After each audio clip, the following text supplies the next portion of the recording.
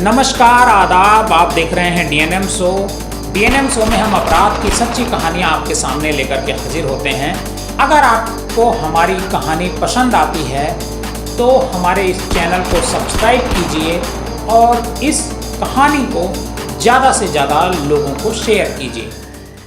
शाहरुख खान के बेटे आर्यन खान को मुंबई में गिरफ्तार करने वाले चर्चित एनसीबी अधिकारी समीर वानखेड़े अब मुश्किल में नजर आ रहे हैं। समीर वानखेड़े पर सीबीआई ने मुकदमा दर्ज किया है। आईआरएस अफसर समीर वानखेड़े पर सरकारी नौकरी पाने के लिए फर्जीवाड़ा करने का आरोप है, लिहाजा सीबीआई ने उनके खिलाफ भ्रष्टाचार के तहत मुकदमा दर्ज किया है। लेकिन हैरान करने वाली बात यह है कि ये वही समीर वानखेड़े हैं जिन्हें कभी बेहद ईमानदार छवि वाला अफसर कहा जाता था और टीवी चैनलों पर उनकी ईमानदारी के खूब चर्चे होते थे। ये वही अफसर हैं जिन्होंने एक्टर सुशांत सिंह राजपूत की मौत के बाद तमाम फिल्मी हस्तियों को एनसीबी के दफ्तर पर कतार में खड़ा करने को मजबूर कर दिया था। आज के डीएनएम शो में हम आपको बताएंगे कि आखिर ईमानदारी की बात करने वाले भ्रष्टाचार के आरोप में घिरे समीर वानखेड़े कौन हैं, आखिर किस मामले में इनके खिलाफ एफआईआर हुई है। समीर पर दरअसल आरोप है कि इन्होंने गलत तरीके से फर्जी सर्टिफिकेट लगा करके नौकरी हासिल की। इससे पहले समीर वानखेड़े पर उम्र छिपाकर लाइसेंस लेने का आरोप था। हालांकि इन आरोपों की अभी जांच जारी है। इसके अलावा समीर की शादी को लेकर के भी बहुत सारे विवाद उठते रहे हैं। मुंबई में समीर वानखेड़े की पहचान फिल्मी हस्तियों पर एक्शन लेने के तौर पर जानी जाती है। कैसे फिल्मी दुनिया में ड्रग्स का दौर चलता है, इसे लेकर वो कई बार विवादों में रह चुके हैं। इनके बारे में कहा जाता है कि महज 13 साल के कैरियर में समीर वानखेड़े के नाम सिनेमा और टीवी की बड़ी बड़ी हस्तियां भी थर्राती हैं। एक ऐसा अफसर जो कानून में के दायरे में रहकर न किसी से डरता है और न किसी की सुनता। समीर वानखेड़े ने बीए हिस्ट्री ऑनर्स की पढ़ाई के बाद 2008 में सिविल सर्विसेज की परीक्षा पास की थी। इसके बाद उनका चयन इंडियन रेवेन्यू सर्विसेज के लिए हुआ था। भारतीय राजस्व सेवा ज्वाइन करने के बाद उनकी पहली पोस्टिंग मुंबई के छत्रपति शिवाजी इंटरनेशनल एयरपोर्ट पर डिप्टी कमिश्नर के रूप में हुई। साल 2007 में महाराष्ट्र सर्विस टैक्स डिपार्टमेंट के लिए काम करते हुए समीर वानखेड़े ने टैक्स चोरी को लेकर करीब 2500 से ज़्यादा लोगों पर शिकंजा कसा। इनमें 200 से ज़्यादा बॉलीवुड के हस्तियां शामिल थीं, जिनमें कई बड़ी हस्तियों के नाम हैं। समीर वानखेड़े के एक्शन के चलते डिपार्टमेंट को करीब 87 करोड़ का रेवेन्यू ज़्यादा कलेक्ट हुआ। मुंबई एयरपोर्ट पर तैनाती के दौरान समीर वानखेड़े ने भी कई बड़े फैसले लिए। वर्ल्ड कप जीतने के बाद इंडियन क्रिकेट टीम जब सोने से बना वर्ल्ड कप लेकर मुंबई एयरपोर्ट पहुंची तो उसे भी समीर ने कस्टम ड्यूटी के लिए सीज कर दिया और कस्टम ड्यूटी मिलने के बाद ही वर्ल्ड कप ट्रॉफी को छोड़ा था। इसी तरह साल 2013 में समीर वानखेड़े ने विदेशी करेंसी के साथ यात्रा कर रहे मशहूर गायक मीका सिंह को एयरपोर्ट पर ही रोक लिया था। समीर ने मीका सिंह की लोकप्रियता और स्टारडम की परवाह किए बिना काफ़ी देर तक उनसे पूछताछ की थी। इसके बाद मीका सिंह को 1 लाख रुपए के निजी मुचलके पर बेल मिली थी। समीर को ड्रग्स और नशे से जुड़े मामलों का स्पेशलिस्ट माना जाता है। बाद में इसी स्पेशलाइजेशन के लिए 2019 में समीर की तैनाती नारकोटिक्स कंट्रोल ब्यूरो में कर दी गई। एनसीबी में जोनल डायरेक्टर के पद पर काम करते हुए समीर सबको चौंकाते रहे। उनके ही अंडर में पिछले 2 सालों के भीतर सैकड़ों करोड़ रुपए के ड्रग्स और नशे के रैकेट का भंडाफोड़ हुआ। उन्होंने एक साथ कई जगहों पर छापेमारी की, कई बॉलीवुड हस्तियों से पूछताछ की। इनमें अनुराग कश्यप, विवेक ओबराय, राम गोपाल वर्मा जैसे बड़े नाम शामिल रहे। उनके इन्हीं कारनामों के चलते समीर को सारा बॉलीवुड अच्छी तरह से पहचानने लगा।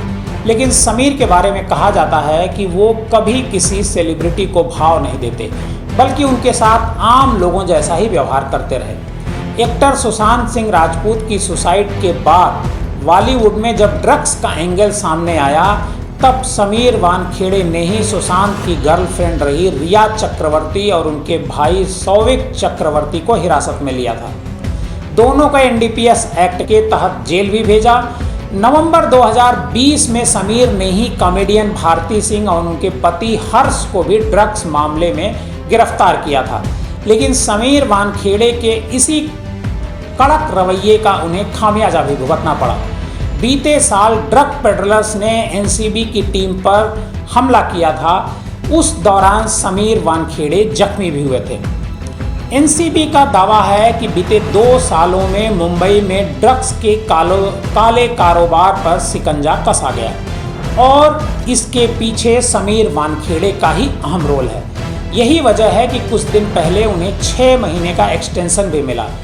भले ही समीर वानखेड़े को एक सुलझा हुआ अफसर माना जाता है, लेकिन बीते दिनों जिस तरह से वो आरोपों में घिर गए हैं, उसे लेकर कई सालों तक जवाब आने बाकी हैं। आर्यन की गिरफ्तारी, जो शाहरुख खान के बेटे हैं, समीर वानखेड़े के कैरियर का एक टर्निंग पॉइंट साबित हुआ था। उस केस के शुरू होने के बाद समीर वानखेड़े पर भ्रष्टाचार के आरोप लगने शुरू हो गए थे। वानखेड़े पर आर्यन खान को छोड़ने के लिए 25 करोड़ रुपए की डील करने के अलावा फिल्मी हस्तियों से पैसों की उगाही के आरोप लगे। महाराष्ट्र सरकार में उस समय मंत्री रहे नवाब मलिक हर दिन उनके खिलाफ कोई नया दस्तावेज लेकर प्रेस कॉन्फ्रेंस करते थे। 1-2 नहीं बल्कि अब तक एनसीबी के रीजनल डायरेक्टर समीर वानखेड़े पर कई गंभीर आरोप लगाए गए थे। स्वतंत्र गवाह प्रभाकर सेल के आरोपों के बाद समीर वानखेड़े के खिलाफ इंटरनल इंक्वायरी भी शुरू हो चुकी थी। लेकिन कहानी में नया मोड़ तब आया जब वानखेड़े पर भ्रष्टाचार और सर्टिफिकेट में फर्जीवाड़े का आरोप लगा चुके महाराष्ट्र के मंत्री नवाब मलिक ने एक लेटर का जिक्र किया। नवाब मलिक ने दावा किया कि उन्हें एनसीबी के अज्ञात अधिकारी ने लिफाफे में डालकर एक चिट्ठी भेजी है। इस चिट्ठी में 26 मामले गिनाए गए हैं, जिनमें समीर वानखेड़े पर लोगों को उगाही के लिए फंसाने के आरोप हैं। आरोप यह भी था कि आर्यन केस की जांच अधिकारी विश्व विजय सिंह और समीर वानखेड़े एनडीपीएस की धारा 27 का बेजा इस्तेमाल करके लोगों को फंसाते हैं। नवाब मलिक ने उस दावे को सही बताया था उस समय, जिसमें उन्होंने समीर वानखेड़े के मुस्लिम होने की बात कही थी। उनका आरोप यह भी था कि एक दलित का हक छीनकर समीर वानखेड़े ने फर्जी सर्टिफिकेट के जरिए नौकरी हासिल की थी। आपको बता दें कि समीर वानखेड़े 29 मार्च 1917 को मराठी अभिनेत्री क्रांति रेडकर के साथ शादी की थी।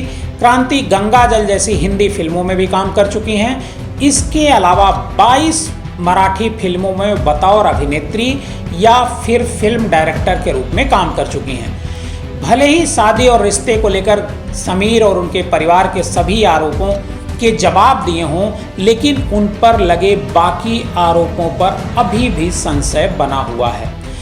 समीर खुद अभी दिल्ली में हैं, लेकिन सीबीआई ने जिस तरीके से उनके खिलाफ भ्रष्टाचार का मामला दर्ज किया है और शाहरुख खान के बेटे की गिरफ्तारी के बाद उन पर 25 करोड़ रुपए वसूली के आरोप जो लगे थे, उस बात की आज की तारीख में खूब चर्चा हो रही है। हालांकि उस समय कहा जा रहा था कि समीर वानखेड़े देश के लिए काम कर रहे हैं और ड्रग्स का खुलासा कर रहे हैं, लेकिन आज सीबीआई जिस तरीके से उनके खिलाफ मुकदमा दर्ज की है वो कटघरे में है। आपको हमारी समीर वानखेड़े की ये कहानी कैसी लगी, हमें कमेंट बॉक्स में जाकर जरूर बताइएगा।